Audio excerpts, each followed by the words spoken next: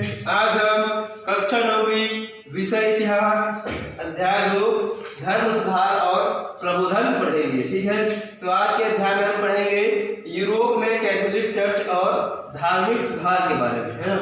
तो जैसा कि हम जानते हैं, धर्म की शुरुआत ईसाई धर्म की शुरुआत पश्चिमी एशिया के फिलिस्तीन प्रदेश में पहली सदी में हुई थी, है ना। ईसाई धर्म की शुरुआत पश्चिमी एशिया के फिलिस्तीन प्रदेश में पहली सदी में हुई थी। तब यह रोमन साम्राज्य का हिस्सा था। तीसरी सदी तक यह नया धर्म रोमन साम्राज्य में फैल गया और 8वीं सदी तक पूरे यूरोप के लगभग सारे लोग इसे अपना चुके थे। लगभग 4वीं सदी से ईसाई धर्म चर्च पर केंद्रित था। रोम में स्थित चर्च का दावा था कि हर ईसाई को अनिवार्य रूप से चर्च का सदस्य बनना होगा और धार्मिक विषयों पर चर्च की ही बातों को स्वीकार करना होगा। तो इसे रोमन कैथोलिक चर्च, है ना, कैथोलिक यानी सार्वभौमिक कहा जाता था। चर्च का ढांचा मोहल्ले या गांव से शुरू होकर क्षेत्रीय और विश्व स्तर पर नियोजित था। हर क्षेत्र के लिए एक बिशप और उनसे ऊपर कार्डिनल नामक पादरी नियुक्त होते थे और सबसे ऊपर पोप, है, पोप जो चर्च के उच्चतम अधिकारी होते थे। उस समय की राजनीतिक व्यवस्था भी कुछ ऐसी थी कि राजाओं को पोप की धार्मिक सत्ता को स्वीकार करना पड़ा।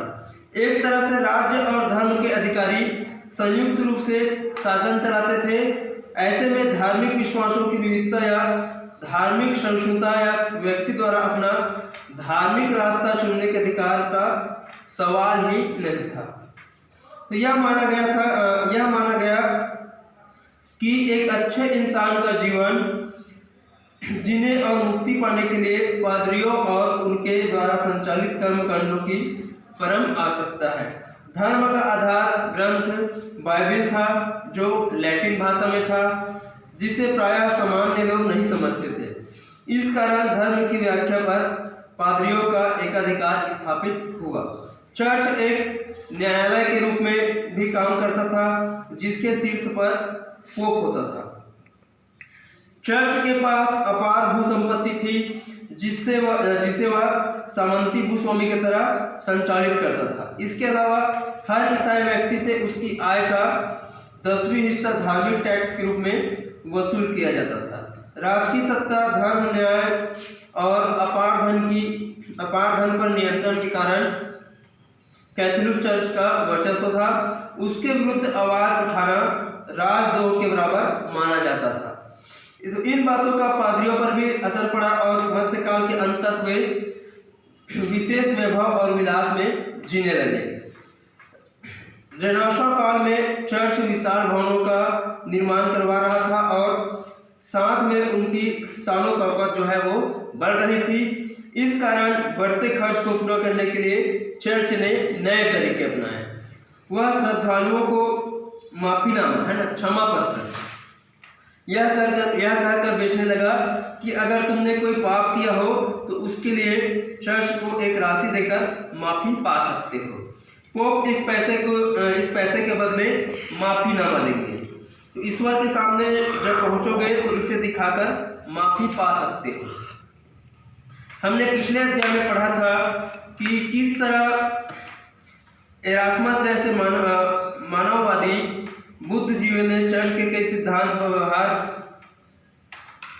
की आलोचना की थी। उन्हें ईसाई मानववादी कहते हैं। वे चर्च के विरुद्ध किसी बगावत की बात नहीं कर रहे थे, है ना, बल्कि उसमें आंतरिक सुधार की मांग कर रहे थे।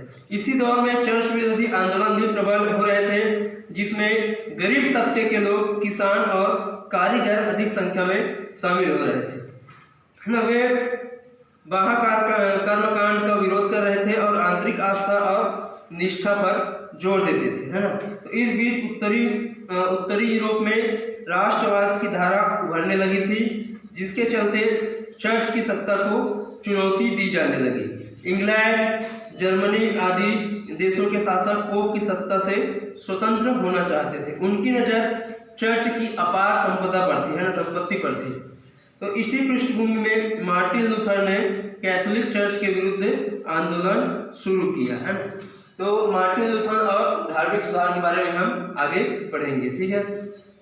तो मार्टिन लूथर जो थे जर्मनी के एक पादरी थे, है ना, जो इस निष्कर्ष पर पहुंचे कि वहाँ कर्मकांडों के द्वारा मोक्ष पाना असंभव है, इसे दैवी कृपा और अंतःकरण की निजी आस्था या विश्वास से ही प्राप्त किया जा सकता है। उन्होंने सन 1517 में पोप द्वारा जारी माफीनामा के विरुद्ध 95 विचार बिंदु जारी किए और कहा कि न ही पाप से इस तरह मुक्ति पाई जा सकती है और न ही ऐसे कर्मकांडों से मोक्ष पाया जा सकता है। देखते देखते लूथर का दस्तावेज छपाई की मदद से दूर दूर तक, छपाई के द्वारा ये बहुत दूर दूर तक फैल गया। जन साधारण से लेकर शासकों ने भी उनका समर्थन किया। पोप ने 1520 में अपने विचारों को जन सामान्य के बीच फैलाया है। बाद में इस विचार ने प्रोटेस्टेंट संप्रदाय का रूप धारण कर लिया। लूथर के पक्ष में व्यापक जन समर्थन को देखते हुए राजाओं द्वारा भी उनके खिलाफ कोई कदम नहीं उठाया जा सका। जर्मनी की कई छोटी रियासतों ने अपने कैथोलिक सम्राट पर दबाव डाला और सन 1555 में प्रजा को अपना धर्म प्रोटेस्टेंट या कैथोलिक चुनने का उनको अधिकार दे दिया गया।